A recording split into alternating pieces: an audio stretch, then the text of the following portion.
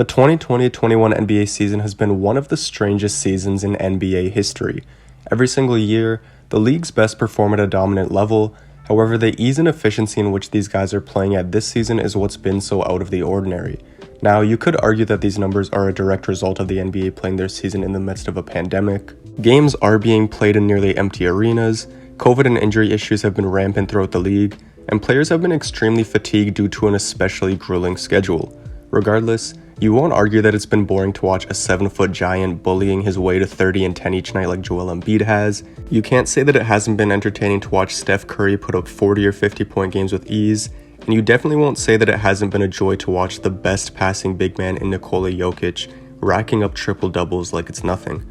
In spite of a crazy season, the league's best have been showing up night in and night out, and it's made this year's MVP race one of the most interesting in recent memory. In today's video, I'm going to make an MVP case for the 3 players that I believe should be the finalists for the award, and then I'm going to wrap it up by giving you my thoughts on who should walk away with MVP honors. Before we get into it, make sure to leave a like, subscribe, and let me know who you have winning MVP in the comments below. With all of that being said, let's talk about the 2021 MVP race. Out east, Joel Embiid has been a dominant force on the first place team in the conference. Through 41 appearances, Embiid is averaging 30 points and 11.3 rebounds per game, but what's been most impressive is the percentages he's been shooting from each area on the floor.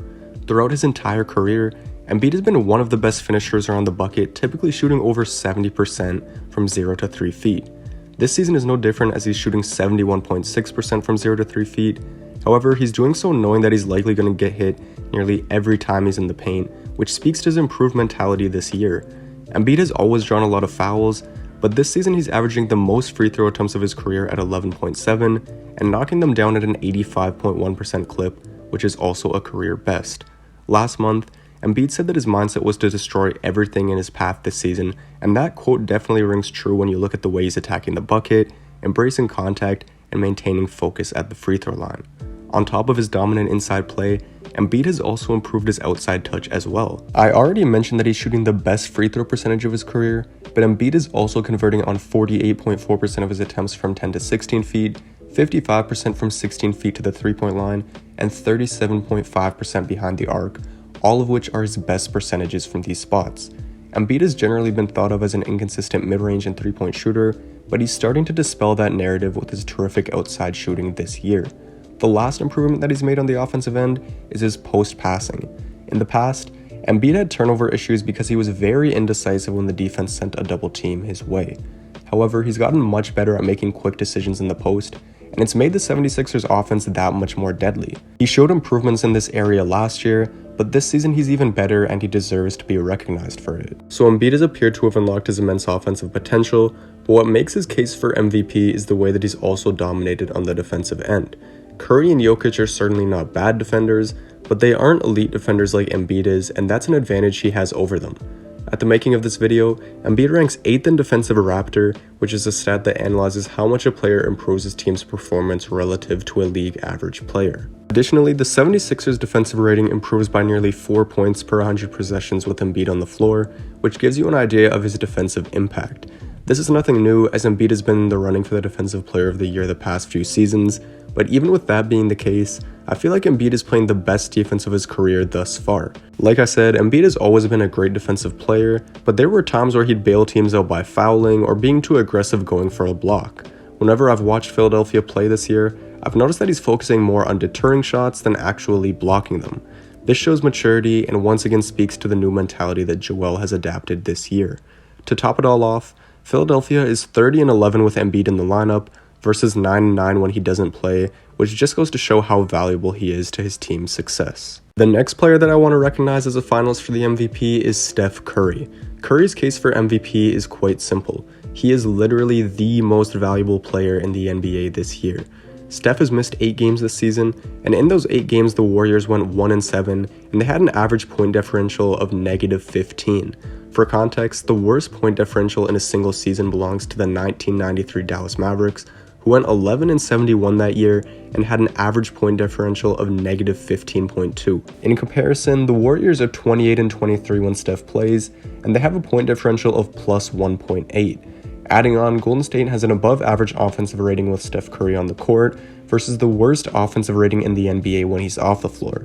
Simply put, the Warriors cannot function on the offensive end when Steph is not on the floor because his sheer presence on the court makes his team much more threatening. Even if Curry does not touch the ball on a given play, his constant off-ball movement forces defenses to expend a lot of energy on that side of the floor. On top of that, Steph generates plenty of easy looks for his teammates because defenses are so focused on preventing him from getting an open shot. So not only is his team drastically better with him on the floor, but Curry's individual stats are very similar to the ones he put up in his unanimous MVP year. When Steph became the first player to unanimously win the MVP award back in 2016, he had averages of 30.1 points, 5.4 rebounds, 6.7 assists, and 2.1 steals per game, doing so on 66.9% true shooting. In 2021, Curry is putting up 31.1 points, 5.5 rebounds, 5.9 assists, and 1.2 steals per game, and he's doing it on 65.8% true shooting.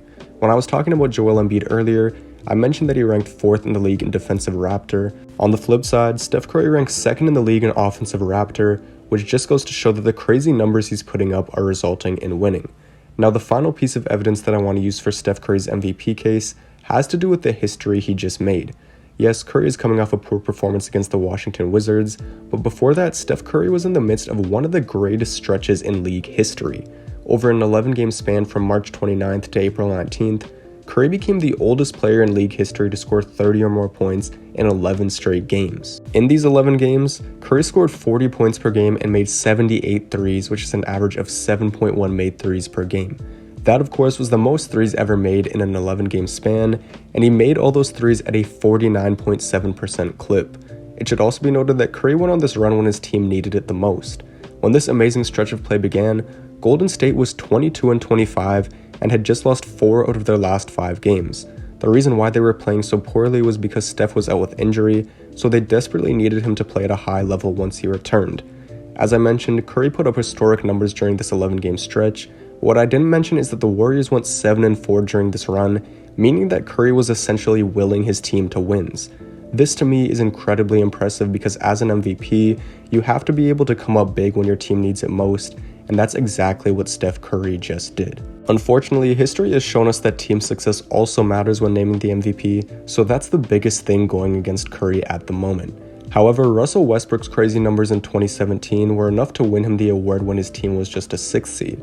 So if the Warriors can move up from the 9th seed to the 6th or 7th seed, Steph may walk away with the 3rd MVP award of his career. The final player that I have to talk about in this MVP race is Nikola Jokic. In my opinion, there are a lot of people that are sleeping on what Jokic has been doing this season. Yes, there are a lot of fans that are aware of his incredible play, but I feel like the mainstream media has not given him enough attention this year, and as a result, many people don't realize just how well he's been playing. First of all, Jokic has played in all 58 of the Nuggets games this year, and as the saying goes, the best ability is availability. Now, Jokic's MVP case is not revolved around his durability, it's centered around the record-breaking numbers that he's putting up. After the most recent win against Portland, Jokic is now averaging 26.4 points, 11 rebounds, 8.7 assists, and 1.4 steals, all on 64.5% true shooting. But what's most impressive is Jokic's efficiency rating of 36.5, which would go down as the most efficient season in NBA history. Now, this stat is not the exact same as the more commonly used PER, but it still holds a ton of value. Another thing that doesn't really get mentioned is that the Denver Nuggets lost a lot of key pieces this offseason. They lost Jeremy Grant and Mason Plumlee to the Detroit Pistons, and Torrey Craig left to sign with the Milwaukee Bucks.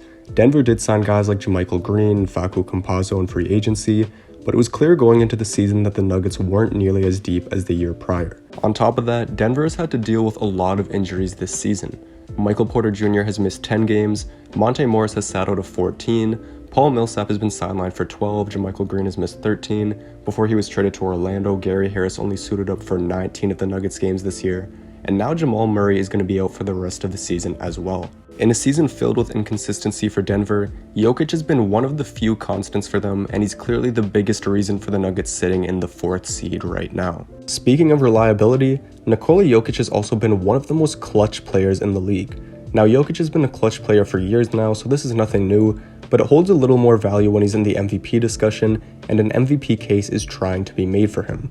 I think his ability to hit clutch shots does go under the radar because we typically don't see teams give the ball to a big man in close game situations. This is because defenses can send a double team and force a big to pass, which they aren't typically comfortable with, but Jokic is no ordinary big man. Jokic is far and away the best passing big in the league, and his ability to pass is what makes him so efficient down the stretch. If Jokic gets a post-entry pass, defenses are scared to send help because they know that Jokic is both smart and skilled enough to find an open cutter or spot-up shooter with ease.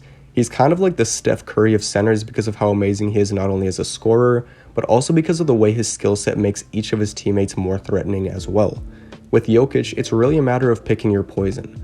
Like I said, if you throw a double his way, he'll find his teammate for an easy shot, but if you play him one-on-one, he's incredibly difficult to stop. The Nuggets may be without Jamal Murray for the rest of the season, but when you have a guy as talented as Jokic on your roster, you have a chance to beat anyone, and he's a legit MVP candidate this season because of that reality. So now that I've made the case for each of these three players, it's time for me to choose my MVP for this season. It was definitely not an easy decision, and I did go back and forth quite a few times on this choice, but I've got to give the 2021 MVP award to Nikola Jokic. The reason why I decided to go with Jokic is because he checks off every single box for what constitutes an MVP. First of all, he's played in every single game this season, whereas Steph has missed 8 and Joel Embiid has missed 18. Secondly, his stats are not only incredible, they're historic. As I mentioned, Jokic is on pace to have the most efficient season in NBA history, and it's crazy to me that that isn't talked about more. Another stat that I mentioned earlier was Raptor. I said that Embiid ranks 8th in the league in defensive Raptor, and Curry ranks 2nd in offensive Raptor. While there's also a stat called Total Raptor, which combines one's offensive and defensive impact, and Jokic ranks 1st in this stat by a significant margin. On top of the historic numbers, Jokic has been the most clutch player out of the 3 guys that I talked about in this video. According to a stat collecting website called Unpredictable.com, Jokic is the 6th most clutch shooter in the NBA. In comparison, Curry ranks 24th on this list, and Embiid is not in the top 50. Lastly, the Denver Nuggets have a good enough record for Jokic to win MVP. History has shown us that winning matters when deciding an MVP, and the Nuggets are currently 4th in the West at 38-20, and they are only 2.5 games back of the Clippers for the 3rd seed, despite all the injuries they have dealt with. Embiid and the 76ers may be 1st in the East, but their 39-20 record is nearly the same as Denver's. Nikola Jokic may not be the fastest or most athletic player, but his unique skill set has made him one of the most feared men in the entire league, and he deserves to bring home the first MVP award of his young career.